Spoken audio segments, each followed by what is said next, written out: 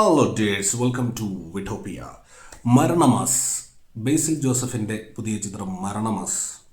അതിൻ്റെ കഥ, അതിൻ്റെ തിരക്കഥ ഒക്കെ കൈകാര്യം ചെയ്തിരിക്കുന്നത് സിജു സണ്ണിയാണ്. തിരക്കഥ സംവിധായകൻ കൂടെ പങ്കുചേർന്ന് ചെയ്തിട്ടുണ്ട് ശിവപ്രസാദ്.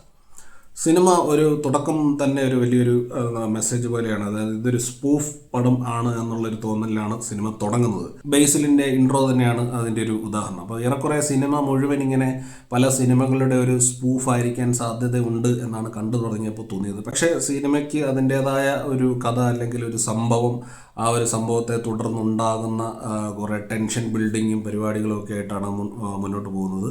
ഇതിൻ്റെ ഇടയിൽ ഒരു സീരിയൽ കില്ലർ എലമെൻറ്റും കൂടെ കൊണ്ടുവരുന്നുണ്ട്.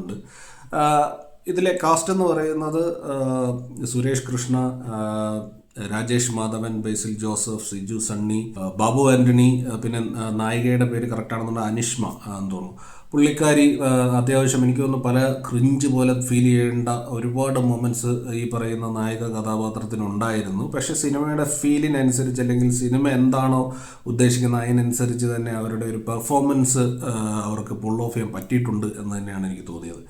ബാക്കിയുള്ളത് ഈ പറയുന്ന പോലെ ബാബു ആൻ്റണിയെ ഇതുപോലെ ഒരു സിനിമയിൽ എങ്ങനെയാണോ അവതരിപ്പിക്കാൻ സാധ്യതയുള്ളത് അതുപോലെയൊക്കെ തന്നെയാണ് ബാബു ആൻ്റണി വന്നിരിക്കുന്നത്. വേറെ ഒന്നും സർപ്രൈസ് ചെയ്യുന്ന എലമെൻ്റ് ഇല്ലെങ്കിൽ പോലും ഇതിൽ ഏറ്റവും പെർഫോമൻസ് വൈസ് ഏറ്റവും മികച്ചു നിന്നത് എന്ന് എനിക്ക് തോന്നിയത് രാജേഷ് മാധവൻ ആൻഡ് നമ്മളുടെ സുരേഷ് കൃഷ്ണ. ഈ പറയുന്ന സുരേഷ് കൃഷ്ണ എന്ന് പറഞ്ഞാൽ ഞാൻ വിചാരിച്ച് അങ്ങ് ഓവറാക്കി ചെലവാക്കുന്ന രീതിയിലുള്ള കോമഡിയൊക്കെ ആയിരിക്കും സിനിമയിൽ കാണിക്കുക. അങ്ങനെയല്ല, വളരെ സിറ്റുവേഷൻ ആപ്റ്റായിട്ടുള്ള രീതിയിൽ ആണ് പുള്ളി മുന്നോട്ട് അത് ചെയ്തു പോയിട്ടുള്ളത്. അതുകൊണ്ട് തന്നെ പുള്ളിയുടെ പെർഫോമൻസ് നല്ല രീതിയിൽ തന്നെ വന്നിട്ടുണ്ട്.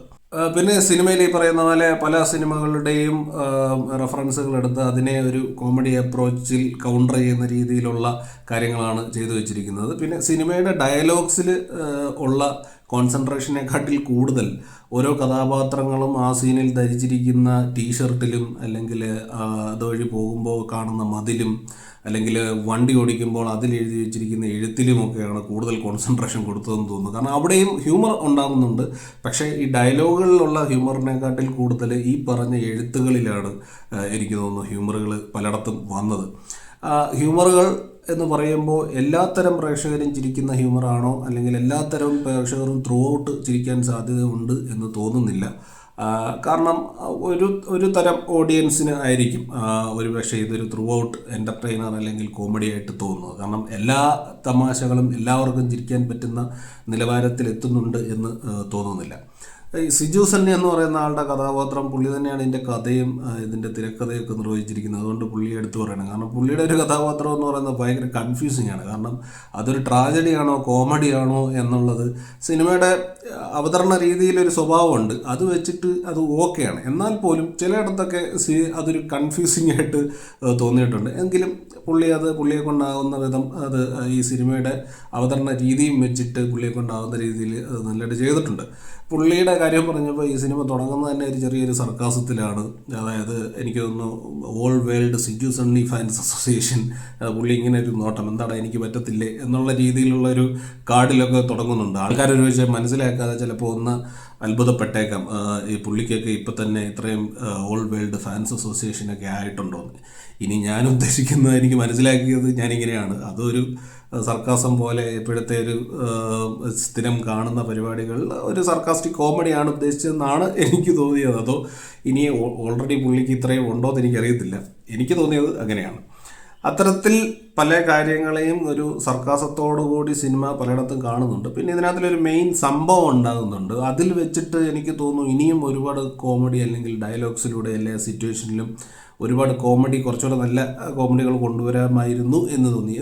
എന്നിരുന്നാൽ പോലും ഇത് ഇറ്റ്സ് എൻ ഓക്കെ മൂവി. അതായത് ഒരു 60-70% എൻ്റർടൈനിങ് ആയിട്ടുള്ള ഒരു സിനിമ തന്നെയാണ് മരണമാസ്. ഈ പറയുന്ന വിഷു കാലത്ത് തിയേറ്ററിൽ പോയി കാണാനായിട്ടുള്ള ഒരു ഓപ്ഷൻ, നല്ലൊരു ഓപ്ഷൻ തന്നെയാണ് ഈ സിനിമ. അത്യാവശ്യം കോമഡി അല്ലെങ്കിൽ ബേസിൽ കൈൻഡ് ഓഫ് മൂവീസ് ഒക്കെ കാണാനൊക്കെ ഇഷ്ടമുള്ളവർക്ക്. ബേസിൽ കൈൻഡ് ഓഫ് എന്ന് പറയുമ്പോൾ ഇതിനു മുമ്പ് ബേസിൽ കുറേ റൂട്ടൊന്ന് മാറ്റി പിടിച്ച് കുറച്ചുകൂടെ ഒരു ആക്ടർ എന്ന രീതിയിൽ നല്ല രീതിയിൽ എസ്റ്റാബ്ലിഷ്ഡ് ആയിട്ട് നിൽക്കുന്ന ഒരു സമയമാണിത്.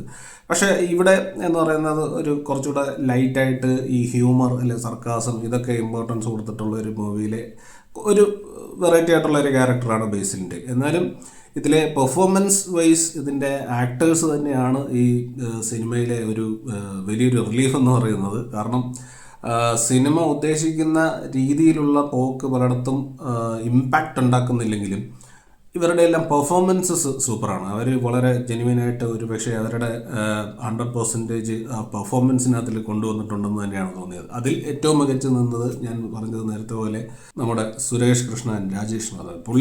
രാജേഷ് മാധവൻ ഒരു കിടിലൻ ആക്ടർ തന്നെയാണ്. കാരണം അത് പുള്ളിയുടെ മുമ്പുള്ള കഥാപാത്രങ്ങളിലൊക്കെ വെച്ചിട്ട് നമുക്കത് എൻ്റെ ഒരു ഫീല് കിട്ടിയിട്ടുള്ളൂ. പുള്ളി ഈ കഥാപാത്രവും ഈ സിനിമ ഉദ്ദേശിക്കുന്ന രീതിയിൽ തന്നെ അതിൻ്റെ ഒരു മാക്സിമം ലെവലിൽ പുള്ളി ചെയ്തിട്ടുണ്ട് എന്ന് തന്നെയാണ് തോന്നുന്നത്. ഈ സിനിമയിൽ ഒരു പാളയംകോടൻ പഴത്തിന് പേര് നൊമ്പരപ്പൂവൻ എന്നൊക്കെ ഉള്ള ഒരു പേരൊക്കെയാണ് ഇട്ടിരിക്കുന്നത്. അപ്പോൾ ആ ഒരു രീതി തന്നെ കാണുമ്പോഴത്തേക്ക് സിനിമയുടെ ഒരു സ്വഭാവം നമുക്ക് മനസ്സിലാവും. ഏറ്റവും അവസാനം ഇവർ ഇതിൻ്റെ ഒരു സീക്രട്ട് റിവീൽ ചെയ്യുന്ന പോലെയൊക്കെ ഒരു സീനുണ്ട്. ആ സീക്രട്ടും ഒക്കെ റിവീൽ ചെയ്ത് കണ്ടതിന് ശേഷം നിങ്ങൾക്ക് എന്ത് പറയാൻ തോന്നുന്നു അതാണ് നിങ്ങൾക്ക് ഈ സിനിമ. അപ്പോൾ നിങ്ങൾ തീർച്ചയായിട്ടും വിഷു അവധിക്കാലത്ത് കുട്ടികളുമായിട്ടൊക്കെ പോയി കണ്ടിരിക്കാൻ പറ്റുന്ന ഒരു വൺ ടൈം വാച്ചബിൾ ഒരു ടൈം പാസ് മൂവി തന്നെയാണ് മരണമാസ്. Go watch it.